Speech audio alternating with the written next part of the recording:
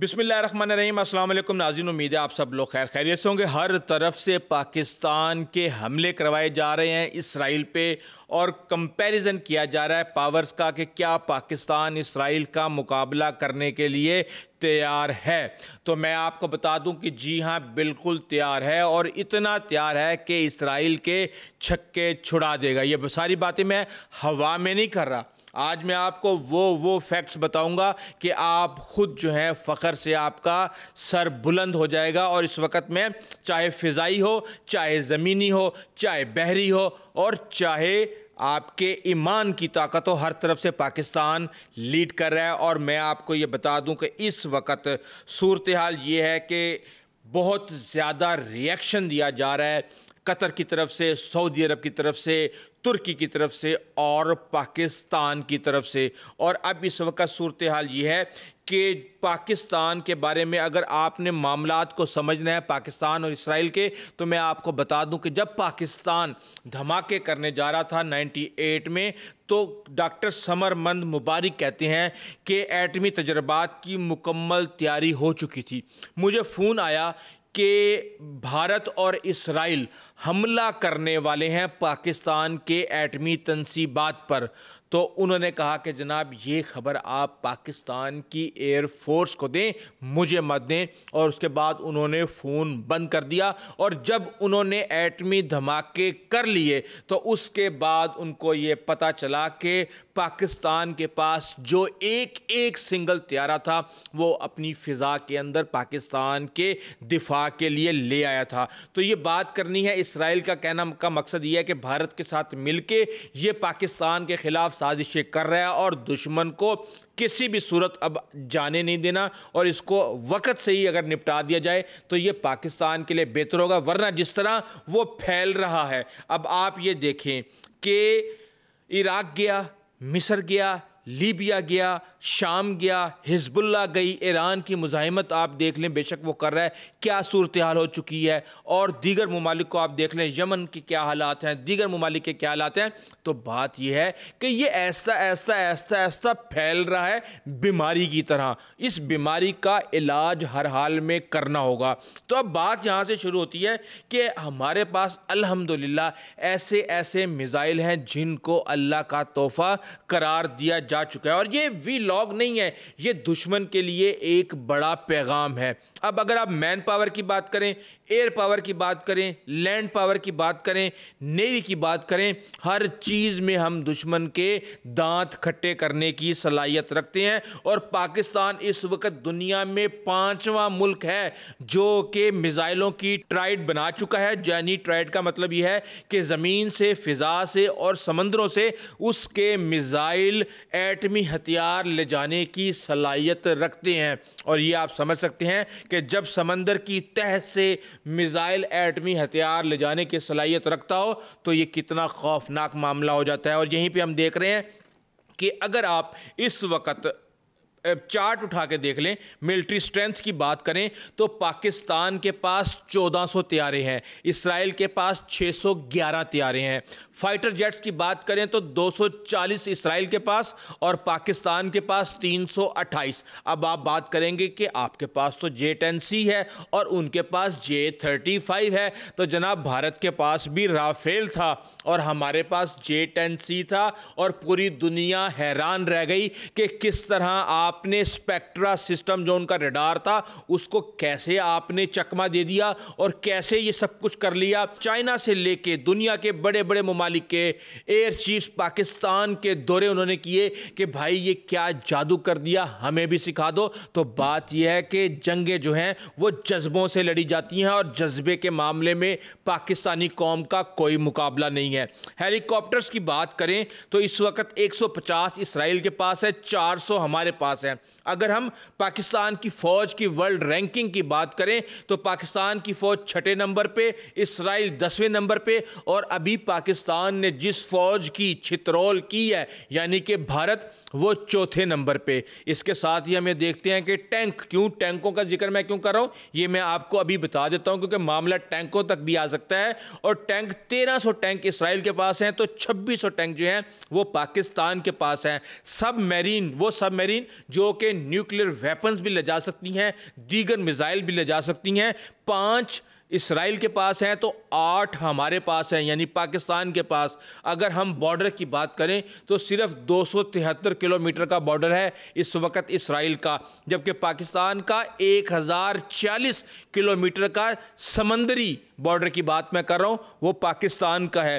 Budget کی بات کریں تو ہمیشہ میں نے آپ کو کہا تھا نا, جذبے کی بات میں آپ کو بتاتا ہوں کہ بجٹ ہے $20 بلین, 20 سے 23 بلین ڈالر اسرائیل کا. اور آپ کو پتہ ہے پاکستان کا $7.7 بلین بجٹ ہے, اور پاکستان نے ابھی اس ملک کو شکست دی ہے جس کا $83 بلین کا سالانہ بجٹ ہے. اور اس کے ساتھ ہی میں آپ کو بتا دوں کہ کہا یہ جاتا ہے کہ مبینہ طور پہ اسرائیل کے پاس ایٹمی ہتھیار موجود ہیں جن کی تعداد 80 ہے, جبکہ پاکستان کے پاس 170 نیوکلیئر ہتھیار جو ہیں وہ موجود ہیں. اب بات یہاں سے نکلی ہے تو میں آپ کو بتا دوں کہ یہ معاملہ پھر موساد اور ISI پہ بھی آتا ہے. اور ISI آپ کو پتہ ہے کہ اس نے پوری دنیا کے اندر اپنے جھنڈے گاڑے ہیں. جب 1980 کے اندر اسرائیل اور بھارت پاکستان کے ایٹمی اثاثے 80 کی دہائی کی بات کر رہا ہوں, جب عراق کے اوپر بھی انہوں نے کیا تھا, تو اس وقت پاکستان کی ISI کو پتہ چلا تھا کہ یہ حرکت ہونے جا رہی ہے, اور اس کے بعد راتوں رات بازی پلٹ دی گئی تھی. اب اس کے ساتھ ہی سیکنڈ سٹرائک کیپیبلٹی کا مطلب یہ ہے کہ وہ ملک جس کے اوپر جوہری حملہ ہو جائے لیکن اس کے باوجود بھی وہ دوسرے ملک پر ایٹمی حملہ کرنے کی صلاحیت رکھتا ہو, تو وہ الحمدللہ پاکستان کے پاس موجود ہے. پاکستان کے شاہین 3 کو, وہ شاہین 3 جو اعلیٰ درجے کی چال بازی رکھتا ہے, یعنی مینوورنگ کرتا ہے وہ, اور وہ کسی بھی میزائل کے شکنجے میں اتنے آرام سے نہیں آتا. وہ پاکستان اگر بلوچستان سے فائر کرے تو تل ابیب سے بھی آگے جا کے یہ ہٹ کرے گا. اور اس کے ساتھ ہی ہم یہ دیکھ رہے ہیں کہ ہم نے جس طرح S-400 بھارت کا اڑایا, دنیا حیران رہ گئی. لوگ پوچھتے ہیں کہ بھائی بتاؤ یہ S-400 کس طرح اڑا دیا. پاکستان وہ پہلا ملک ہے جس نے S-400 اڑایا, اور اس کے بعد پھر یوکرین کی جنگ کو 3 سال ہو گئے ہیں. اس کے بعد پھر انہوں نے پاکستان کے فارمولے پہ عمل کرتے ہوئے ٹرائی کی, اور ایک انہوں نے بھی اڑایا. پاکستان کے جو میزائل ہیں یہ ٹرین ماسکنگ کرتے ہوئے انتہائی لو لیول پہ اڑتے ہوئے ریڈار کے اندر بھی نہیں آتے. اور وہی بات جو میں آپ کو کہہ رہا ہوں کہ قطر کے PM نے کہا کہ یہ انڈیٹیکٹیبل تھے, تو ہمارے پاس بھی الحمدللہ ایسے میزائل موجود ہیں جو کہ انڈیٹیکٹیبل ہیں. اور اس کے ساتھ ہی میں آپ کو بتا دوں کہ ہم نے بہت دفعہ دھلائی کی ہے. اگر آپ قابلیت کی بات کریں, اسرائیل اپنی ایئر فورس کے سر پہ بہت ڈینگے مارتا ہے, تو پاکستان وہ واحد ملک ہے جس نے اسرائیل کے 10 طیارے گرائے اور اس کے بدلے میں 0 طیارے. اب آپ یہ سوچیں گے کہ پاکستان اور اسرائیل کی تو جنگ ہی نہیں ہوئی, تو جناب بات یہ ہے کہ جنگ ہوئی تھی لیکن وہ عرب ممالک اور اسرائیل کی جنگ تھی. اور اس وقت 16 پائلٹس کے دستے اردن, مصر, شام, عراق بھیجے گئے, اور اس میں سے ایک دستے نے 1967 میں 10 اسرائیلی طیاروں کو گرایا, اور ان میں کیپٹن سیف العظم بھی تھے جنہوں نے 3 طیارے اکیلے نے گرائے. اور اس کے ساتھ ہی 1973 میں ہم یہ دیکھتے ہیں فلائٹ لیفٹیننٹ A ستار الوی جو ہیں وہ شامی طیارہ اڑا رہے تھے, اور انہوں نے اسرائیل کا میراج گرا دیا. اور اسی طرح ہی ایک محمد حاتف, لیفٹیننٹ محمد حاتف نے F-4 فینٹم اڑایا. تو بات کہنے کا مقصد یہ ہے کہ ہمیں اسرائیلی طیارے اڑانے کی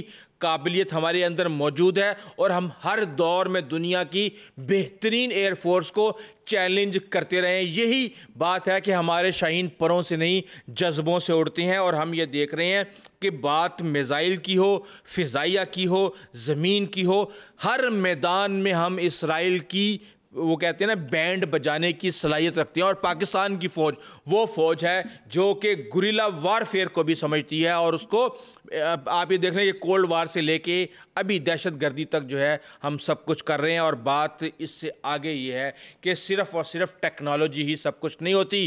میں نے آپ کو کہا تھا نا کہ جو جنگیں ہیں وہ جذبوں سے لڑی جاتی ہیں. آپ افغانستان کے اندر امریکہ کی شکست کو دیکھ لیں, آپ ابھی حال ہی کے اندر بھارت جیسے ملک کی شکست کو دیکھ لیں کہ جو اکانومی کے لحاظ سے کوئی کمپیریزن ہی نہیں ہے. $500 بلین کے اس کے ریزروز ہیں. रकबे के लिहाज से कोई कंपैरिजन नहीं है, आबादी के लिहाज से 1.5 अरब कहाँ पे और 24-25 करोड़ कहाँ पे, कोई कंपैरिजन ही नहीं है, तादाद के लिहाज से कोई कंपैरिजन ही नहीं है। लेकिन हमने उसको ऐसे मारा जिस तरह अमीर गरीब की रकम मारता है, और उसको हमने सांस भी नहीं लेने दिया।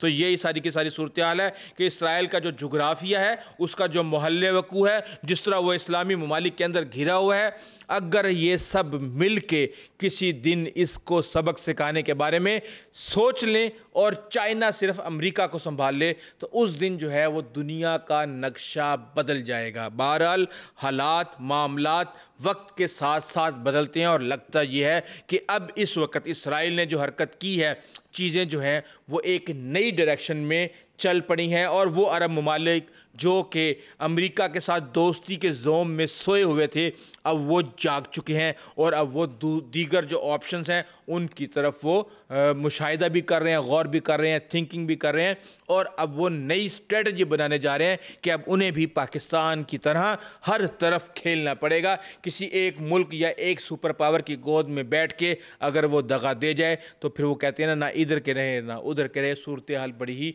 अफसोसनाक हो जाती है। अभी तक के लिए इतना ही, आइंदा तक ले जा दीजिए। अल्लाह हाफ़िज़।